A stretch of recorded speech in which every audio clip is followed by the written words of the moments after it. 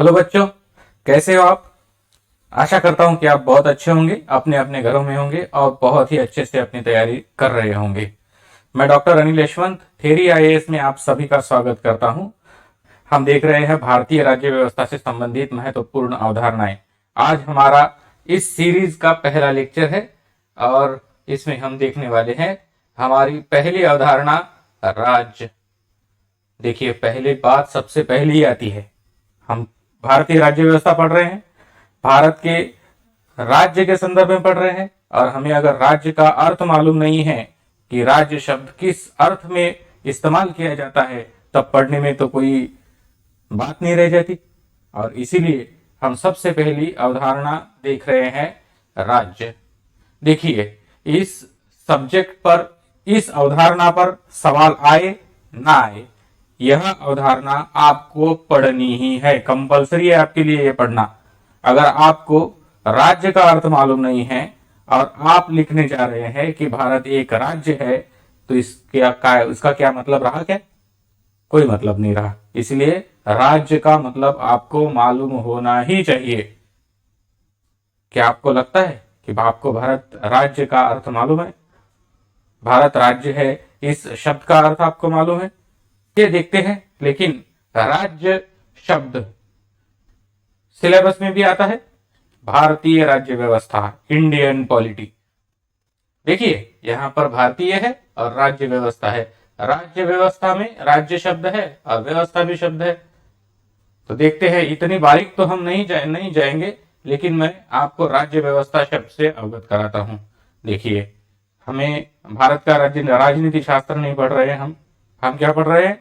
भारत की राज्य व्यवस्था पढ़ रहे हैं। भारतीय शासन एवं राजनीति भी नहीं पढ़ रहे हैं। शब्दों पर ध्यान दीजिए, हम भारत का राजनीति शास्त्र भी नहीं पढ़ रहे हैं, हम भारतीय शासन एवं राजनीति भी नहीं पढ़ रहे हैं। ये दोनों भी अलग अलग अवधारणाएं हैं। अब राजनीति विज्ञान तो किसी देश से संबंधित नहीं हो सकता और भारत की शासन एवं राजनीति का संबंध सैद्धांतिक विश्लेषण से है, लेकिन हम तो सैद्धांतिक विश्लेषण नहीं करते हैं जीएस में। तो हमारे लिए यूपीएससी ने क्या दिया हुआ है? भारतीय राज्य व्यवस्था दी हुई है। अब ये क्या है? अगर यह समझना है आपको, राजनीति शास्त्र का मतलब समझना है, या फिर आपको भारतीय शासन एवं राजनीति शब्द का अर्थ समझना है, तो आपको मैं यहां नहीं बताऊंगा। और कोई वीडियो बनेगा जो पॉलिटिकल साइंस के स्टूडेंट्स के लिए रहेगा, पीएसआईआर के स्टूडेंट्स के लिए रहेगा, उसमें मैं इन अवधारणाओं का अर्थ आपको मतलब बताऊंगा, इन शब्दों का अर्थ वहां पे बताऊंगा। लेकिन यहाँ पे आप भारतीय राज्य व्यवस्था पढ़ रहे हैं, तो आपको भारतीय राज्य व्यवस्था में से राज्य व्यवस्था शब्द का अर्थ मालूम होना जरूरी है। तो इसीलिए मैं आपको यहां से शुरुआत करूंगा आपके लिए, और फिर हम आएंगे राज्य की तरफ। आप मेरे बारे में यहाँ पढ़ सकते हैं, मेरा नाम डॉक्टर अनिल यशवंत है। आप मुझे यहाँ पे देख सकते हैं, ये रहा मैं। इस पर्सन को आपने कभी देखा है? तो नहीं देखा होगा, तो आज अच्छे से देख लीजिए।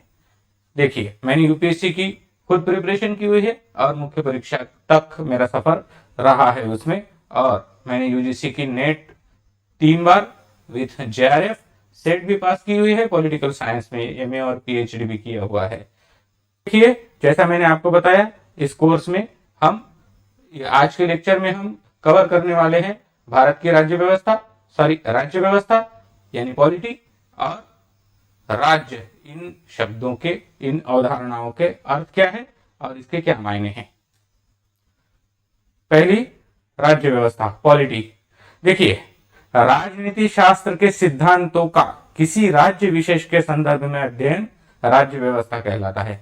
राज्य व्यवस्था का मतलब क्या है? राजनीति शास्त्र के सिद्धांतों का किसी राज्य विशेष के संदर्भ में अध्ययन करना।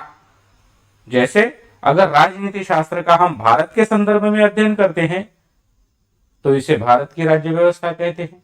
अगर यही अध्ययन हम यूएसए या अमेरिका की राज्य व्यवस्था के संदर्भ में करते हैं, तो इसे अमेरिका की राज्य व्यवस्था कहते हैं।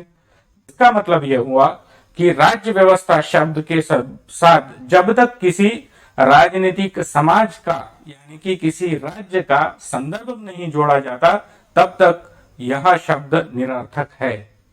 इसे स्वतंत्र अस्तित्व नहीं है। इसे भारत की राज्य व्यवस्था अमेरिका की राज्य व्यवस्था, स्विट्जरलैंड की राज्य व्यवस्था, जापान की राज्य व्यवस्था, फ्रांस की राज्य व्यवस्था, साउथ अफ्रीका की राज्य व्यवस्था, ऐसे अर्थ में ही समझा जा सकता है। इसीलिए राज्य विशेष के संदर्भ के बिना राज्य व्यवस्था शब्द अर्थहीन होता है। और व्यवस्था का अर्थ क्या होता है? ये व्यवस्था शब्द का अर्थ क्या है? स्वतंत्र परंतु एक दूसरे से जुड़े हुए तत्वों का वह समूह जिनसे एक इकाई का निर्माण होता है। एक इकाई करना है। चलिए अब हम चलते हैं राज्य की तरफ। इन भाई साहब को लगता है कि इन्हें सब कुछ मालूम है। इन भाई साहब को क्या लगता है कि इन्हें सब कुछ मालूम है। भाई राज्य जैसी कोई चीज जिस शब्द को हम रोजमर्रा की जिंदगी में देखते हैं, रोजमर्रा की जिंदगी में इस्तेमाल करते हैं, भी कोई पढ़ने की चीज है? इसके बारे में तो हम जन्म से जानते हैं। हमारे देश में मोदी जी का मतलब ही तो राज्य है ना। ये भाई साहब ऐसा कह रहे हैं, कहते हैं कि मुझे जन्म से सब कुछ मालूम है, और कह रहे हैं कि मोदी जी का मतलब राज्य है। हम में ऐसे बहुत लोग होते हैं इन भाई साहब के जैसे कि जिन्हें मोदी जी का मतलब ही राज्य लगता है, और वो छाती ठोक कर, छाती पीट कर बताते रहते हैं। चलिए अब देखते हैं कि राज्य के बारे में हमारे पूर्वजों ने क्या कहा है। भारत में कौटिल्य, मनुस्मृति, शुक्र नीति आदि जो भी प्राचीन या मध्ययुगीन विचारक हुए हैं, उन्होंने राज्य की कल्पना राज्य के 7 अंगों यानी कि सप्तांग सिद्धांत के द्वारा की हुई है। उन्हें लगता था कि यह 7 अंग मिलकर राज्य का निर्माण करते हैं। उनमें पहला था राजा या स्वामी, दूसरा मंत्री या अमात्य, तीसरा सहृदय या मित्र, चौथा देश, जनपद या राष्ट्र यानी कि प्रदेश, पांचवा कोश, दुर्ग और सेना। यह 7 अंग उन्होंने बताए हैं। इन्हें सप्तांग सिद्धांत कहते हैं। ज्यादा जोर मत लगाइए, आपके लिए महत्वपूर्ण नहीं है। फिर पॉलिटिकल साइंस के स्टूडेंट के लिए यह महत्वपूर्ण है, उनके लिए मैं अलग से इस पर बताऊंगा ही। अगर आप में से किसी को क्यूरियोसिटी रहेगी तो वह पॉलिटिकल साइंस के लिए जब मैं लेसन बनाऊंगा तब आप वहां पर जाकर ही इसके बारे में पढ़ लीजिएगा। लेकिन अब यह बातें अप्रासंगिक हो गई है। अब इसे हम राज्य नहीं कहते। अब राज्य का अर्थ क्या है?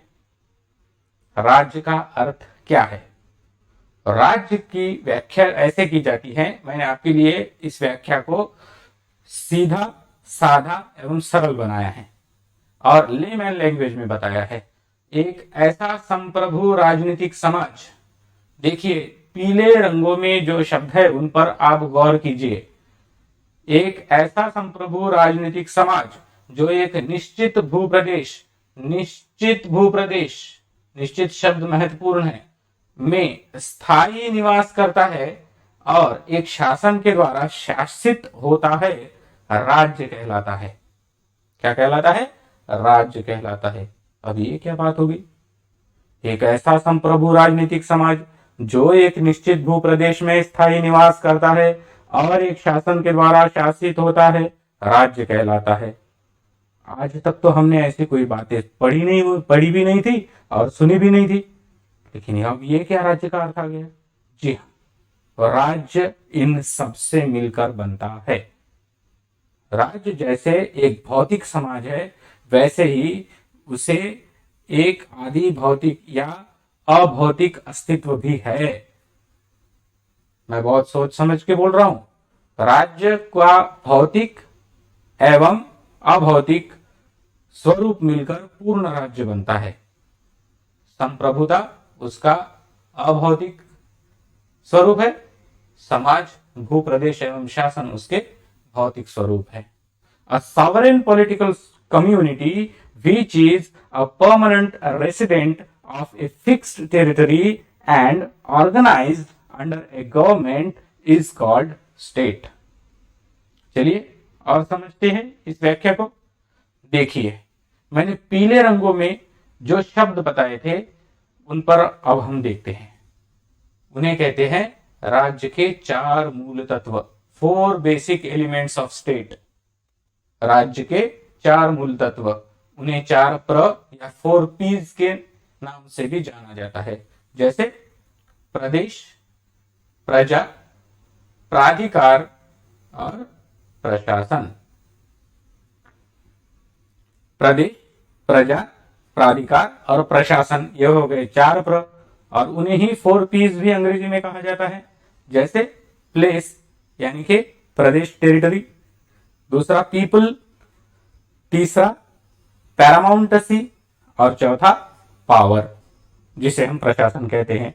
यह 4 तत्व मिलकर राज्य का निर्माण करते हैं और इन चारों में से अगर कोई भी एक तत्व अनुपस्थित है, एब्सेंट है, तो उस राजनीतिक समाज को राज्य नहीं कहा जा सकता है। ध्यान से सुनिए, अगर इन 4 तत्वों में से कोई भी एक तत्व भी अगर अनुपस्थित है तो उस राजनीतिक समाज को राज्य नहीं कहा जा सकता है। उदाहरणार्थ 15 अगस्त 1947 से पहले का भारत। 15 अगस्त 1947 के पहले का भारत, यह एक राजनीतिक इकाई तो था, एक राजनीतिक समाज तो था, एक देश तो था, शायद एक राष्ट्र भी था, लेकिन यह राज्य नहीं था, क्योंकि यहां पर प्रजा उपस्थित थी, यहां पर प्रशासन उपस्थित था, यहां पर प्रदेश भी उपस्थित था, लेकिन भारत के पास प्राधिकार नहीं था, पैरामाउंटसी नहीं थी। यह पैरामाउंटसी कहां होनी चाहिए? इसी भूप्रदेश के अंतर्गत प्रशासन के अधीन और प्रजा के अधीन होनी चाहिए। यहां जो भूप्रदेश दिया हुआ होता है, हम जो यहाँ पे भारत की बाउंड्री देख रहे हैं, भारत की सीमाएं देख रहे हैं, भारत का नक्शा देख रहे हैं, इस नक्शे के भीतर ही यह प्राधिकार या पैरामाउंटसी होनी चाहिए। लेकिन 15 अगस्त 1947 से पहले हमारे देश का प्राधिकार, पैरामाउंटसी कहां अवस्थित थी? वह अवस्थित थी यूनाइटेड किंगडम में। यूनाइटेड किंगडम, यूके, इंग्लैंड के राजा या रानी के पास भारत की सार्वभौम सत्ता थी, प्राधिकार था। इसीलिए भारत 15 अगस्त 1947 से पहले राज्य नहीं था। आई बात समझ में? और यह शब्द हमारे संविधान में कहां भी दिया हुआ है? पैरामाउंटसी या फिर सॉवरेनिटी। आपने सुना होगा सॉवरेनिटी। तो सॉवरेनिटी हमारे संविधान में प्रस्तावना में दिया हुआ है। हमने कल देखा था एक सवाल, उसमें था कि गणराज्य के साथ जुड़े हुए अन्य संकल्पनाओं का मतलब बताइए। तो उसमें क्या थी? पैरामाउंटसी थी। देखिए, अब हम इन 4 तत्वों की विशेषताएं देखते हैं। देखिए, पहला है प्रदेश। प्रदेश या टेरिटरी, प्लेस, स्थिर या स्थायी होना चाहिए, वह बदलने वाला नहीं होना चाहिए। वह बदलने वाला नहीं होना चाहिए, स्थिर होना चाहिए, स्थायी होना चाहिए, निश्चित भूप्रदेश होना चाहिए। प्रजा होनी चाहिए या नागरिक होने चाहिए, जिसे पीपल या सिटीजन्स भी कहते हैं। वह स्थिर या स्थायी निवासी होने चाहिए। प्रदेश भी स्थिर होना चाहिए और वहां के निवासी भी स्थिर होने चाहिए। समझे? दूसरा, प्रशासन, पावर या गवर्नमेंट भी कहते हैं। इसके 3 प्रमुख कार्य होते हैं। कानून बनाना, राज्य में प्रशासन के कार्य क्या होते हैं? पहला होता है कानून बनाना, दूसरा होता है कानूनों पर अमल करना और पालन न किए जाने पर दंड देना। इन कानूनों का पालन न किए जाने पर दंड देना। इन तीनों कार्यों को अंजाम देने के लिए क्रमशः विधायिका, कार्यपालिका और न्यायपालिका का निर्माण किया जाता है। इन्हें ही संयुक्त रूप में प्रशासन कहा जाता है। संयुक्त रूप में इन्हें ही प्रशासन कहा जाता है। प्रशासन का मतलब क्या हो गया? अब केवल मोदी जी मतलब तो राज्य तो नहीं है, और केवल मोदी जी मतलब भारत का प्रशासन भी नहीं है, भारत का शासन भी नहीं है। मोदी जी का मतलब शासन है क्या? नहीं। हमने क्या क्या देखा शासन के अर्थ में? विधायिका यानी कि भारत की संसद, कार्यपालिका यानी कि भारत की मंत्रिपरिषद, कैबिनेट, जिसमें प्रधानमंत्री भी होते हैं, कैबिनेट मिनिस्टर्स भी होते हैं और राज्य मंत्री भी होते हैं, इसे कार्यपालिका कहा जाता है। और न्यायपालिका, सर्वोच्च न्यायालय, उच्च न्यायालय और जिला न्यायालय और उनके अधीनस्थ न्यायालय और उनके भी नीचे के न्यायालय, यह सब मिलकर बनता है भारत का प्रशासन। इसीलिए केवल प्रशासन का मतलब राज्य है क्या? नहीं।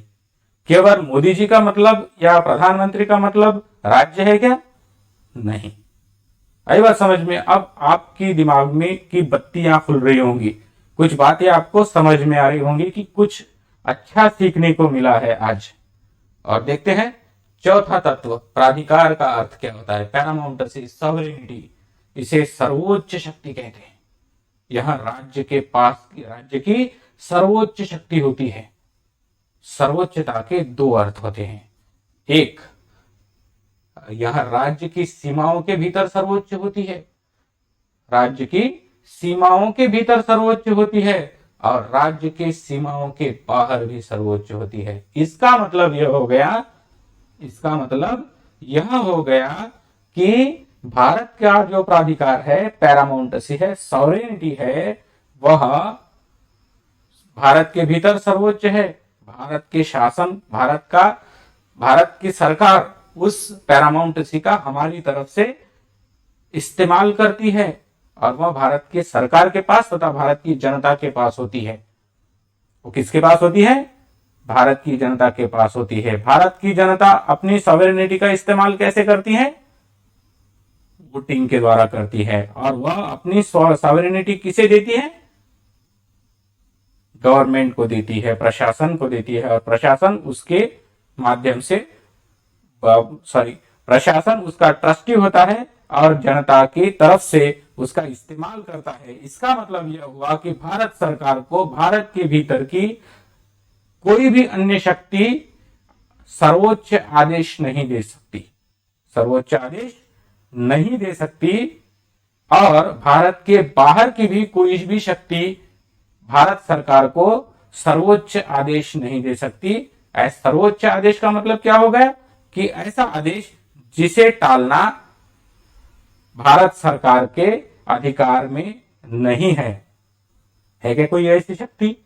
आप कहेंगे कि सर्वोच्च भारत सरकार को यूनाइटेड नेशंस या फिर अंतरराष्ट्रीय न्यायालय आदेश दे सकता है और वो भारत सरकार पर पूर्णतः भारत सरकार पर बंधनात्मक होता है। लेकिन ऐसा नहीं है, क्योंकि उनके आदेश हम स्वीकारेंगे ऐसा भारत ने स्वीकारा है, ऐसा मान्य किया है, इसीलिए वो भारत को आदेश दे सकते हैं। और भारत उनकी सदस्यता छोड़ने के लिए पूरी तरह से स्वतंत्र है। और इसीलिए भारत की सॉवरेनिटी है, भारत के पास सॉवरेनिटी है। भारत एक प्राधिकार संपन्न राज्य है। आई बात समझ में? कल का सवाल भी आप अभी सोच लीजिए दिमाग में, उसका उत्तर भी आपको थोड़ा थोड़ा क्लियर होता चला जाएगा। भारत के संविधान में राज्य का अर्थ क्या है? भारत की राज्य व्यवस्था को ही पढ़ रहे हैं, लेकिन हम संकल्पनाओं के माध्यम से पढ़ रहे हैं, क्योंकि यूपीएससी वैसे सवाल पूछ रहा है। कल हमने सवाल भी देखा था और आज हम उसका उत्तर देख रहे हैं। देखते हैं भारत के संविधान में राज्य का क्या अर्थ दिया हुआ है। भारत के संविधान में राज्य शब्द दो जगहों पर इस्तेमाल किया हुआ है। कहां पर? ऐसे दो तीन जगह है, लेकिन मुख्य तौर पर दो जगहों पर। पहला महाराष्ट्र, केरला, राजस्थान, उत्तर प्रदेश, बिहार, मेघालय, हिमाचल प्रदेश, यह जो राज्य है इनके संदर्भ में पहले अनुच्छेद में इस्तेमाल किया हुआ है। पहले अनुच्छेद में राज्य का मतलब क्या है? ये जो घटक राज्य है, यह घटक राज्य हम कहते हैं, लेकिन संविधान उन्हें राज्य ही कहता है। संविधान उन्हें राज्य ही कहता है, जिसे जब हम संघराज्य की संकल्पना देखेंगे तब इस राज्य शब्द कहां से आया और कैसे आया, इसका अलग अलग जगहों पर क्या अर्थ होता है और यह वास्तव में क्या है, जिसे हमारे संविधान में पहले अनुच्छेद में राज्य कहा है, वह राज्य पॉलिटिकल साइंस की दृष्टि से क्या है और उसे हम और आसानी से समझेंगे। फिलहाल के लिए इतना ध्यान में रखिए कि जो अभी हमारे घटक राज्य है उनके लिए पहले अनुच्छेद में राज्य शब्द का इस्तेमाल किया हुआ है और उसके बाद अनुच्छेद 12 में जहां पर फंडामेंटल राइट्स का चैप्टर है उसमें राज्य शब्द का अर्थ दिया हुआ है। देखिए, पहला है संघ की कार्यपालिका और संघ की विधायिका, दूसरा है क्षेत्रीय कार्यपालिकाएं और क्षेत्रीय विधायिकाएं, तीसरा है स्थानिक प्रशासन, चौथा है अन्य एजेंसियां, कार्यालय, व्यक्ति, बोर्ड। जब उपरोक्त तीनों की ओर से कार्य या जिम्मेदारी निभाता है। उपरोक्त तो तीन मतलब संघ की कार्यपालिका, संघ की विधायिका। देखिए यहां पर कौन नहीं है? सर्वोच्च न्यायालय। सर्वोच्च न्यायालय या संघ की न्यायपालिका। न्यायपालिका शब्द है क्या यहाँ पे? नहीं, कार्यपालिका और विधायिका है, न्यायपालिका शब्द नहीं है। ध्यान दीजिए, प्रीलिम्स में यूपीएससी पूछ सकता है। यूपीएससी क्या पूछेगा कि भारत के संविधान के अनुच्छेद 12 के अनुसार आप क्वेश्चन लिख लीजिए, जगह पर क्वेश्चन तैयार कीजिए। आप जब पढ़ रहे होते हैं तभी, वैसे ही आपकी प्रीलिम्स की तैयारी हो जाती है। मुख्य परीक्षा की तैयारी करते समय जगह सवाल बना लीजिए, लिख लीजिए के संविधान के भाग 3 में अनुच्छेद 12 के अनुसार निम्नलिखित में से राज्य के अर्थ में कौन शामिल है? संघ की कार्यपालिका, दूसरा संघ की विधायिका और तीसरा संघ की न्यायपालिका। आपको ऐसा लगेगा कि कार्यपालिका और विधायिका है और न्यायपालिका भी होगा, हम तो इतना बारीकी से पढ़ते नहीं है, लेकिन आपका गलत हो जाएगा। यहाँ पे संघ की न्यायपालिका नहीं है, वो आगे देखेंगे नोट में हम क्या है। तो क्षेत्रीय कार्यपालिकाएं, क्षेत्रीय विधायिकाएं। देखिए क्षेत्रीय शब्द आ गया है। क्षेत्रीय शब्द मतलब क्या है? जिसे अनुच्छेद 1 में हमने अभी देखा, राज्य। एक क्षेत्रीय कार्यपालिका कौन है? राज्य है भाई साहब। महाराष्ट्र, गोवा, उत्तर प्रदेश, हिमाचल प्रदेश, तमिलनाडु, केरल, तेलंगाना, बहुत सारे हैं। राज्य की कार्यपालिकाएं, राज्य की विधायिकाएं, मतलब उच्च न्यायालय भी नहीं है, उच्च न्यायालय भी नहीं है। सर्वोच्च न्यायालय, उच्च न्यायालय राज्य की व्याख्या के अंतर्गत नहीं आते हैं। जनरली, स्पेसिफिकली वो कब आते हैं नीचे देखेंगे। अन्य एजेंसियां, कार्यालय, व्यक्ति, बोर्ड जब उपरोक्त तीनों की ओर से कोई कार्य या जिम्मेदारी निभाता है। लेकिन देखिए, इसे जरा गौर से पढ़िए। अन्य कोई एजेंसियां, कार्यालय, व्यक्ति, बोर्ड जब उपरोक्त तीनों की ओर से कोई कार्य या जिम्मेदारी निभाता है, इसका मतलब अगर न्याय व्यवस्था, उच्च न्यायालय, सर्वोच्च न्यायालय या अधीनस्थ न्यायालय जब उपरोक्त तीनों के द्वारा निभाई जाने वाली कोई भी जिम्मेदारी अगर निभाते हैं, तब वह राज्य कहलाता है। वो आप हो सकता है, आप हो सकते हैं, मैं हो सकता हूं, या फिर आपके द्वारा स्थापित कोई संस्था हो सकती है, वो उच्च न्यायालय हो सकता है, सर्वोच्च न्यायालय हो सकता है, या अन्य कोई भी अधीनस्थ न्यायालय हो सकता है, कोई भी मंडल हो सकता है जो राज्य की जिम्मेदारी निभा रहा हो, जो इन तीनों की जिम्मेदारियां निभा रहा हो। जो जिम्मेदारियां इन तीनों को दी हुई है, वह तीनों की जिम्मेदारियां निभाते समय अन्य कोई भी हो, उच्च न्यायालय हो, सर्वोच्च न्यायालय हो, जो खुद की जिम्मेदारी छोड़ इनकी जिम्मेदारियां निभाते हैं, तब उन्हें राज्य कहा जाता है। खुद सर्वोच्च न्यायालय किसी मामले की जांच अपने हाथ में लेता है और करता है, तब वह राज्य कहलाता है। अगर वह कोई नियुक्ति या चयन करता है, तब वह राज्य का वास्तविक रूप में कार्य करता है। हमने देखा है भारत की राज्य व्यवस्था में, आपने पढ़ा होगा कि सर्वोच्च न्यायालय अपने स्टाफ का की भर्ती कर सकता है। जब वो अपने स्टाफ की भर्ती कर रहा होता है, तो वास्तव में वह राज्य का कार्य कर रहा होता है, इसीलिए उसे राज्य कहते हैं। इन तीनों में से किसी का कार्य कर रहा होता है, तो इसलिए उसे राज्य कहते हैं। आई बात समझ में? न्याय व्यवस्था को कब राज्य कहा जाएगा? जब वह उपरोक्त तीनों की जिम्मेदारियां निभाता है, तब उसे राज्य कहा जाता है। वन्य स्थिति में उसे राज्य नहीं कहा जाता। क्लियर?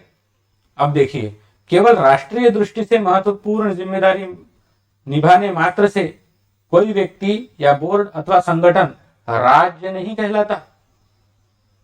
उदाहरणार्थ बीसीसीआई भारत की तरफ से तिरंगा लेकर किसी भी देश में जाकर वहां अंतरराष्ट्रीय मैचेस खेलते हैं, क्रिकेट मैचेस खेलते हैं, और हम उसे बहुत गौरवान्वित होते हैं जब वह पाकिस्तान को हराता है, बराबर। लेकिन इतना बड़ा राष्ट्रीय कार्य है, लेकिन क्या बीसीसीआई राज्य है? बीसीसीआई राज्य नहीं है। राष्ट्रीय दृष्टि से महत्वपूर्ण जिम्मेदारी निभाता है, लेकिन राज्य नहीं है, क्योंकि उसकी स्थापना राज्य के द्वारा नहीं की हुई है। कुछ प्राइवेट लोगों ने साथ में मिलकर उसकी स्थापना की हुई है। कार्य करते समय न्यायपालिका राज्य नहीं है, लेकिन जब वह कार्यकारी या विधायिकी कार्य करती है तब वह राज्य कहलाती है। ये मैं आपसे डिस्कस कर चुका हूं। राज्य का यह अर्थ केवल भाग 3 और भाग 4 के संदर्भ में है। अन्य जगह पर राज्य का यह अर्थ लागू नहीं होता। एक पढ़ रहे हैं, जैसा कि तैसा मैंने संविधान से आपके लिए यह कॉपी पेस्ट किया है। भारत पहला क्या है? अनुच्छेद 1 में पहला, भारत अर्थात इंडिया राज्यों का संघ होगा। राज्य और उनके राज्य क्षेत्र वे होंगे जो पहली अनुसूची में भी निर्दिष्ट है।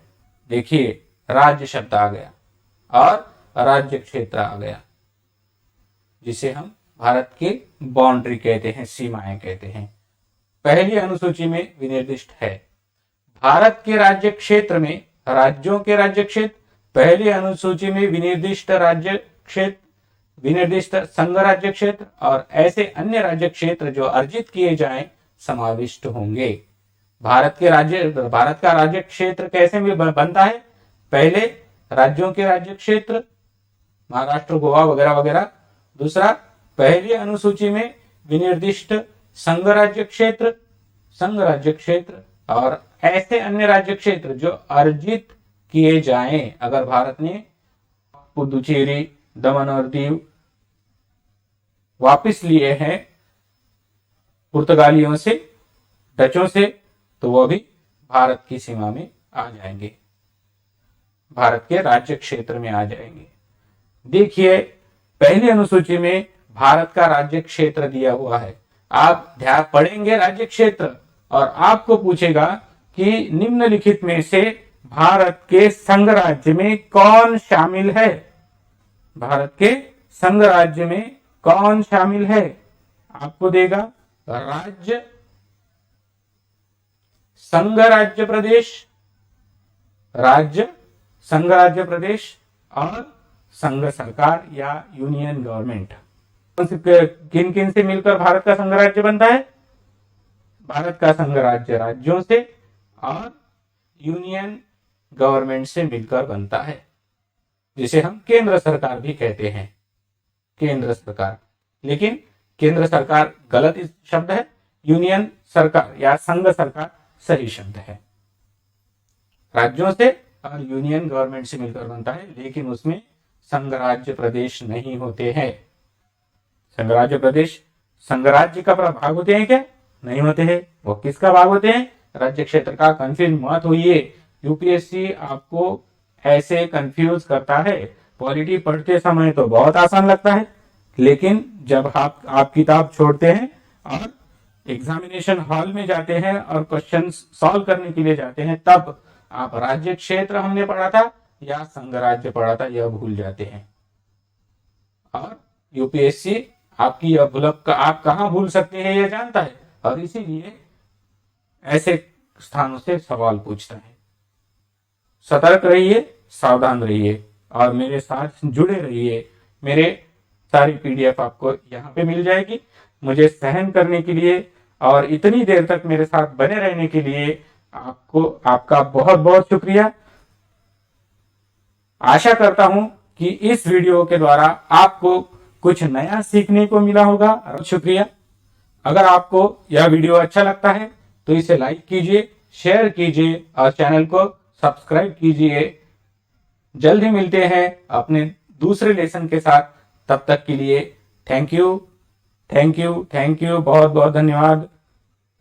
बाय।